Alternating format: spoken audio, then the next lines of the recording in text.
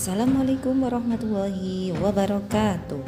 Selamat pagi anak-anak hebat. Bagaimana kabar kalian hari ini? Sehat-sehat saja bukan? Alhamdulillah. Untuk yang sakit ibu doakan semoga cepat sehat dan bisa beraktivitas kembali. Anak-anak, kali ini kita belajar IPA tentang sistem pernafasan pada manusia kelas 5 semester 1. Adapun tujuan pembelajaran kita kali ini adalah setelah belajar anak-anak dapat menyebutkan organ pernapasan pada manusia serta menjelaskan fungsinya dengan tepat. Anak-anak masih tetap semangat belajar kan? Walaupun belajar dari rumah, kita harus sungguh-sungguh dalam belajar agar apa yang kalian cita-citakan nanti dapat terwujud dengan baik. Jangan lupa manjadda wajad. Sebelum belajar, marilah kita berdoa terlebih dahulu agar apa yang kita kerjakan nanti diridhoi oleh Allah Subhanahu wa taala. Anak-anak, tentunya setiap hari kita bernafas kan? Tahukah kalian apa yang dimaksud dengan bernafas itu?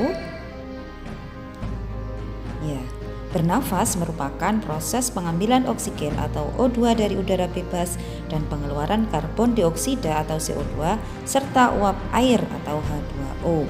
Oksigen merupakan zat yang diperlukan oleh tubuh dalam proses pembakaran zat makanan. Pada proses ini dihasilkan sejumlah energi yang nantinya kita gunakan untuk melakukan aktivitas dalam kehidupan sehari-hari. Selanjutnya, marilah kita pelajari organ-organ apa saja sih yang terlibat dalam proses pernafasan itu. Organ pernafasan pada manusia. Mari kita lihat gambar ini. Ada apa saja? Yang pertama, ada hidung. Yang kedua, ada faring. Yang ketiga, ada laring. Yang keempat, ada trakea. Yang kelima, ada bronkus. Yang keenam ada bronkiolus. Yang ketujuh ada alveolus. Nah, itu gambar sebelah kanannya alveolus. Dan yang terakhir ini ada pulmo atau paru-paru. Nah, untuk mengetahui masing-masing dari fungsi organ ini, yuk kita lihat satu persatu. Dimulai dari hidung. Hidung merupakan tempat keluar masuknya udara pernafasan. Udara masuk melalui lubang hidung menuju rongga hidung. Di dalam rongga hidung terdapat rambut-rambut hidung yang fungsinya menyaring udara dan kotoran yang masuk ke lubang hidung. Selanjutnya, udara melewati selaput hidung yang berfungsi untuk melembabkan udara yang masuk ke hidung. Kita lihat berikutnya. Setelah hidung ada faring. Faring sering juga disebut sebagai tenggorokan bagian atas, merupakan organ persimpangan antara saluran pernafasan dan pencernaan atau antara tenggorokan dan kerongkongan. Faring bentuknya seperti tabung dan letaknya ada di belakang rongga hidung. Fungsi dari faring ini adalah sebagai penyalur. Jadi udara yang masuk ke tubuh disalurkan lewat faring ke trakea. Selanjutnya kita lihat setelah faring ada laring. Laring atau pangkal tenggorokan. Laring juga dikenal dengan istilah jakun atau tekak yang tampak jelas pada laki-laki ya. Organ ini terletak di bagian belakang faring. Laring terdiri atas 9 tulang rawan dan memiliki bentuk kotak. Laring juga diselimuti oleh membran yang bernama mukosa. Di dalam laring juga terdapat epiglotis yang merupakan katup antara tenggorokan dan kerongkongan. Jadi pada saat kita menelan makanan, katup ini akan menutup sehingga tidak masuk ke saluran pernafasan dan kita tidak tersedak.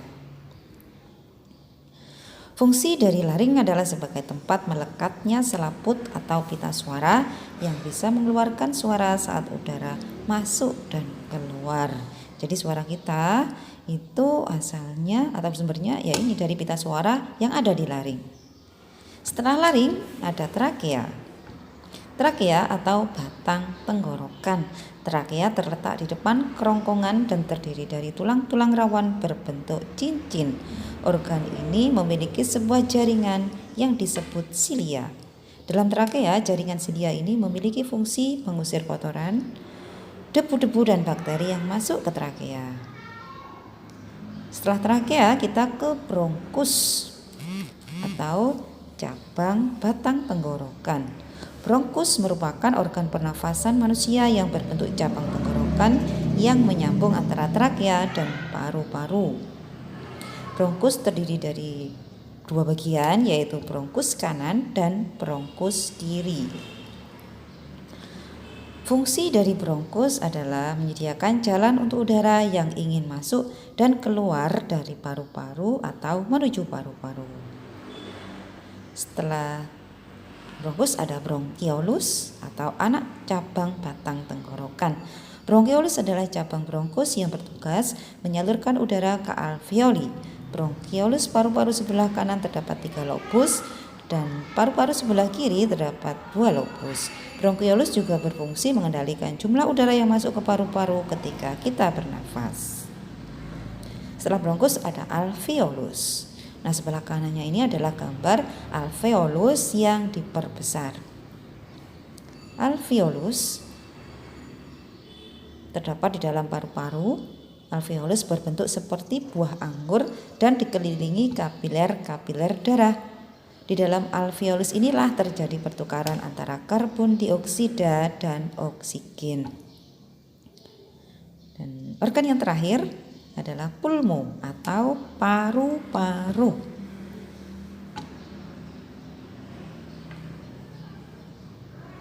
Pulmo atau paru-paru. Paru-paru berada di dalam rongga dada di belakang tulang rusuk di kedua sisi jantung. Jumlahnya ada 2, kanan dan kiri, tapi ukuran dan bentuknya berbeda. Paru-paru diselimuti oleh selaput tipis yang bernama pleura. Fungsi utama paru-paru adalah membawa udara dari atmosfer dan mengalirkannya ke dalam aliran darah. Selanjutnya diedarkan ke seluruh tubuh.